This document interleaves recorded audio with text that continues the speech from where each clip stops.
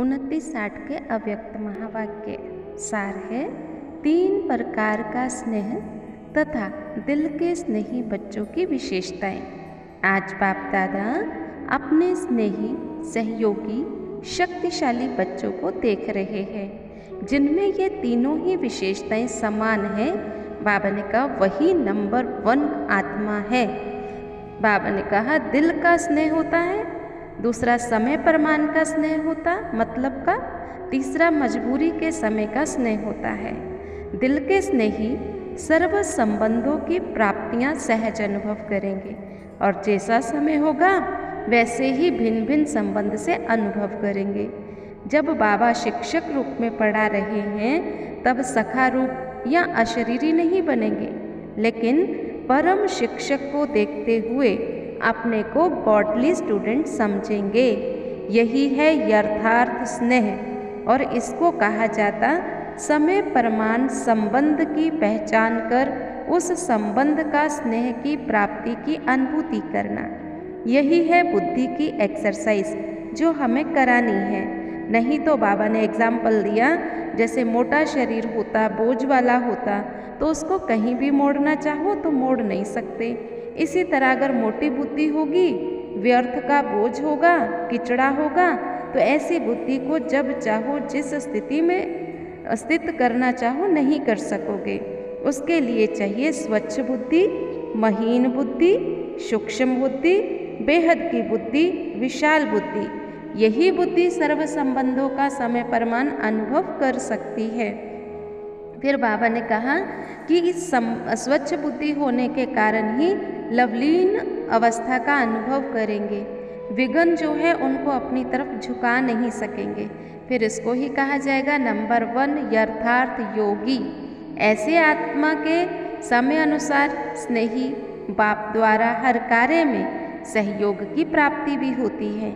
इसी ही कारण स्नेह अखंड होता है, अटल, अचल, अविनाशी अनुभव होता है। फिर बाबा ने ये भी कहा कि अगर आप में रूलिंग पावर है तभी आप में कंट्रोलिंग पावर होगी। अगर रूलिंग पावर है तो मतलब आप सब राज्य अधिकारी, सो विश्व का राज्य संभाल सकोगे। अगर रूलिंग पावर नहीं, कंट्रोल नहीं कर सकते तो राज्य को क्या कंट्रोल करोगे। फिर बाबा ने कहा कि देखो सूक्ष्म वतन में मिलना बहुत सहज है, कोई बंधन नहीं है।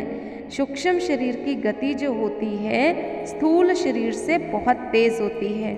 जैसे ब्रह्मा बाबा अभी कितनी सेवा कर रहा है, फरिश्ता रूप से हर एक को अनुभव कराता है और हर कोई कहता है मैंने बाबा से रूह रेहान की, मैंने बाबा से मिलन मनाया। तो फरिश्ता जीवन का मतलब होता है बंधन मुक्त जीवन, स्वतंत्रता की स्थिति का अनुभव करना। फिर बाबा ने पार्टियों से मुलाकात करते हुए कहा कि भाई जो हैं वो अपने को ट्रस्टी समझे, बेफिक्र होकर के रहें, पांडव समझे। बोले सब कुछ तेरा, मेरेपन का भान खत्म हो जाए। फिर बाबा ने ऑफर दी। बाबा ने कहा बाबा की ऑफर है फिक्र छोड़ो, बोझ छोड़ो, बेफिक्र रहो, तुम अविनाशी धन के बादशाह हो। जब ईश्वरीय सुख मिल जाता है तो विनाशी सुख आपे ही पीछे चले जाते हैं। जहाँ परमार्थ होता है वहाँ व्यवहार भी सिद्ध हो जाता है, दुख का नाम निशान भी खत्म हो जाता है।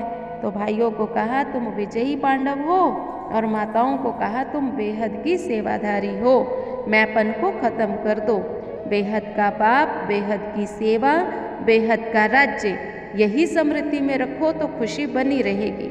फिर एक बात और बाबा ने बहुत अच्छी बताई कि प्लेन बुद्धि बन कर के कोई भी प्लान बनाओगे तो सफलता मिलेगी।